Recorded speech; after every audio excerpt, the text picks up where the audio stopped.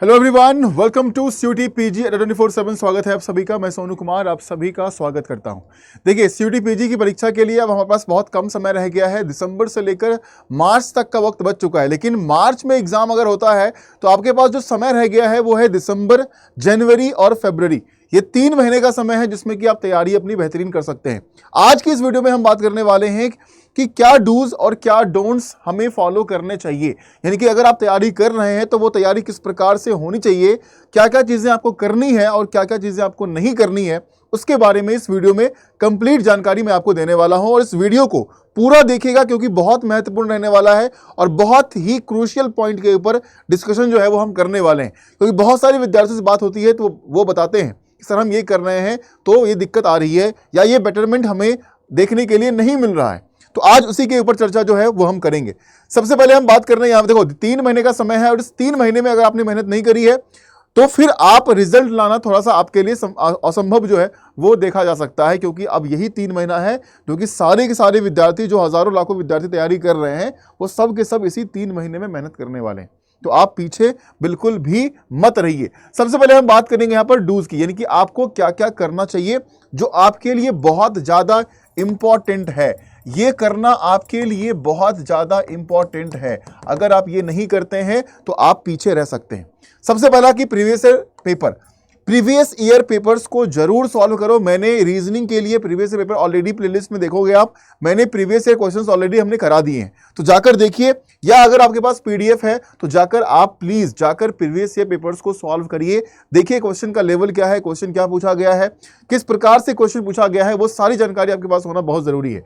Timely revision is very important. आप जो भी पढ़ते हैं पेड क्लास के अंदर में, बैचेस के अंदर में, यूट्यूब क्लास के अंदर में, तो आप उसको रिवाइज जरूर करिए किसी भी समय निकालकर, है ना। अगर आपने 2 घंटे क्लास करी है बैच के अंदर, यूट्यूब के अंदर, तो उसको रिवाइज करने के लिए आप आधे 1 घंटे का समय निकालो, ताकि थोड़ा सा फास्टली रिवीजन जो है वो कर लो कि आपने आज पढ़ा क्या है या पीडीएफ में कौन से सवाल दिए गए हैं। तीसरा, अगर हम बात करें तो प्रैक्टिस। सिर्फ क्लास करने से बात नहीं बनेगी, आपको प्रैक्टिस करनी पड़ेगी।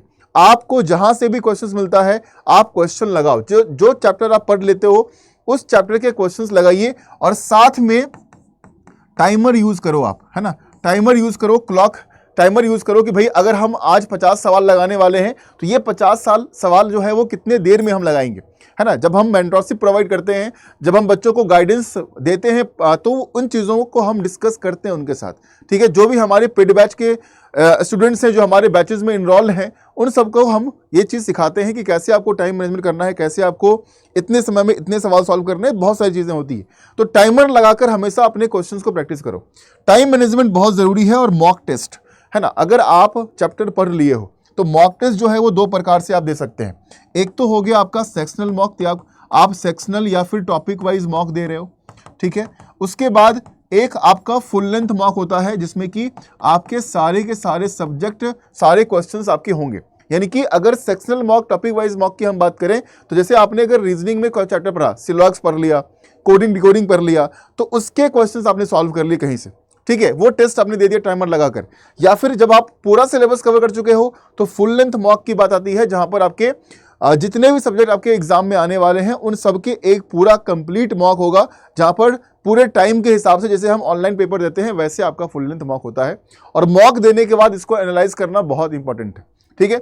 अगर हम बात करते हैं डोंट्स की, कि आपको क्या क्या चीजें नहीं करनी है, सबसे पहला गलती विद्यार्थी करता है कि वो बहुत सारे सोर्सेस को फॉलो करता है, मल्टीपल सोर्सेस को फॉलो करता है। So please don't do this. आप मल्टीपल सोर्सेस को फॉलो मत करिए। कोई अच्छा सोर्स पिक करिए और उस अच्छे सोर्स को जितने बार रिवाइज कर सकते हैं, जितने बार उसको सॉल्व कर सकते हैं, उसको सॉल्व करिए। चाहे वो पीडीएफ, बुक्स या फिर यूट्यूब की क्लास क्यों ना हो, या किसी बैच को ज्वाइन किए हैं वो क्यों ना हो, एक सोर्सेस आपके लिए बेटर है। रीजनिंग के लिए आपको पता है कि मेरी क्लास जो है वो 10 बजे सुबह जो है वो हम आते हैं लाइव, किस पर, यूट्यूब पर। तो आप हमसे जुड़ सकते हैं पढ़ने के लिए। डेली 10 बजे लाइव यूट्यूब पर मेरी क्लास जो है वो चलती है। उसके अलावा बात करें तो बहुत सारे बच्चे जो हैं वो ओवर कॉन्फिडेंस में आ जाते हैं कि हमने तो सब पढ़ लिया है, सारे क्वेश्चंस को हम सॉल्व कर ही जाएंगे, मेरा नंबर तो हो ही जाएगा, मेरा सिलेक्शन तो होना ही है।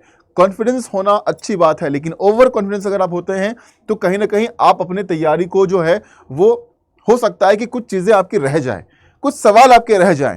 तो हमेशा सीखने का जो अंदर एक जज्बा होना चाहिए ना, वो आप सीखो, प्रैक्टिस करो कि क्या पता कुछ नया सवाल मिल जाए। तो डोंट बी ओवर कॉन्फिडेंट, और पैनिक तो करना ही नहीं है ना, घबराहट, डरना। बहुत सारे बच्चे एग्जाम से पहले क्या होता है कि घबराना शुरू कर देते हैं, मेरा होगा कि नहीं होगा, क्या होगा।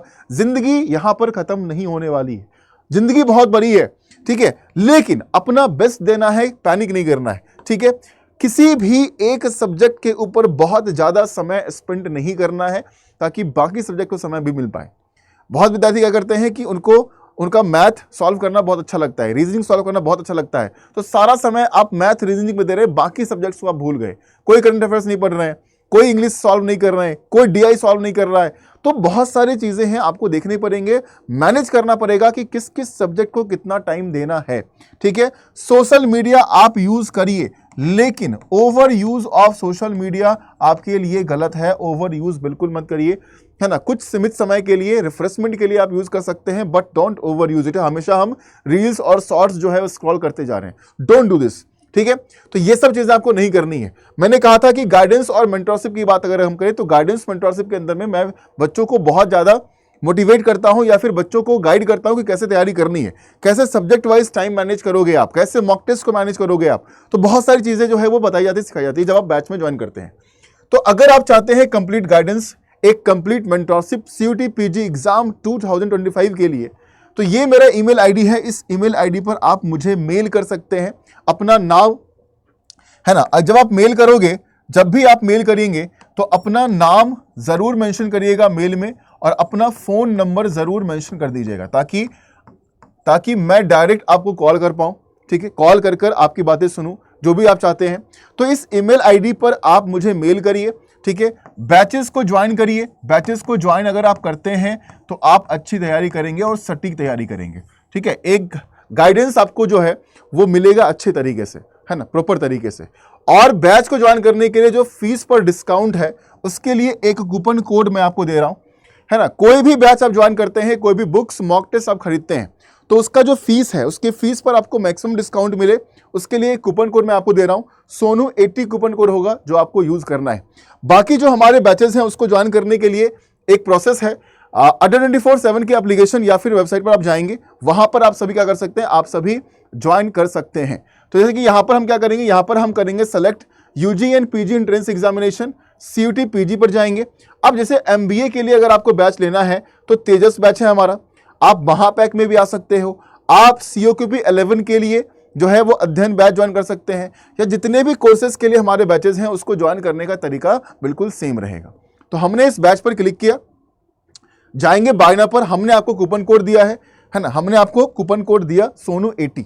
तो यहां पर क्या करेंगे, हम सोनू 80 यहां पर टाइप कर देंगे, इसको कर देंगे अप्लाई, और प्राइस डिस्काउंट होकर ये घट जाएगा प्राइस।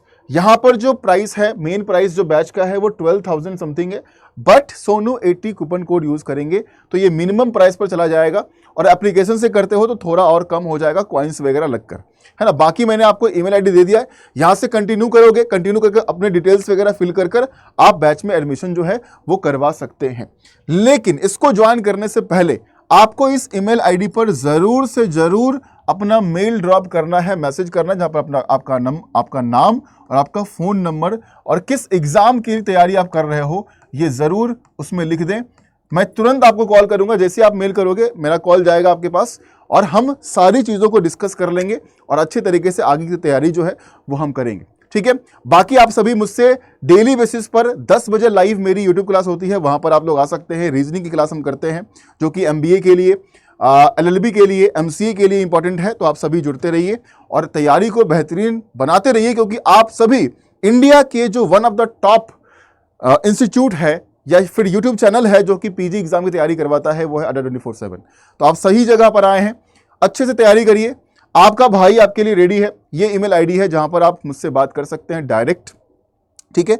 बाकी मिलते हैं नेक्स्ट वीडियो में। आई होप आपको समझ में आ गया होगा कि अगले 3 महीने हमें क्या करना है और क्या नहीं करना है। बाकी कमेंट जरूर करिएगा आप सभी, है ना। आप जो भी प्रॉब्लम फेस कर रहे हो तैयारी करने में, चाहे वो किसी भी सब्जेक्ट के लिए हो, कमेंट में जरूर मेंशन कर देना कि आप क्या प्रॉब्लम फेस कर रहे हो, किस पेपर की तैयारी में हो, MBA के लिए हो, LLB के लिए हो, MCA के लिए हो, या जिस पेपर की तैयारी में लगे हो, कमेंट सेक्शन में जरूर मेंशन कर दीजिएगा, ठीक है। Thank you so much.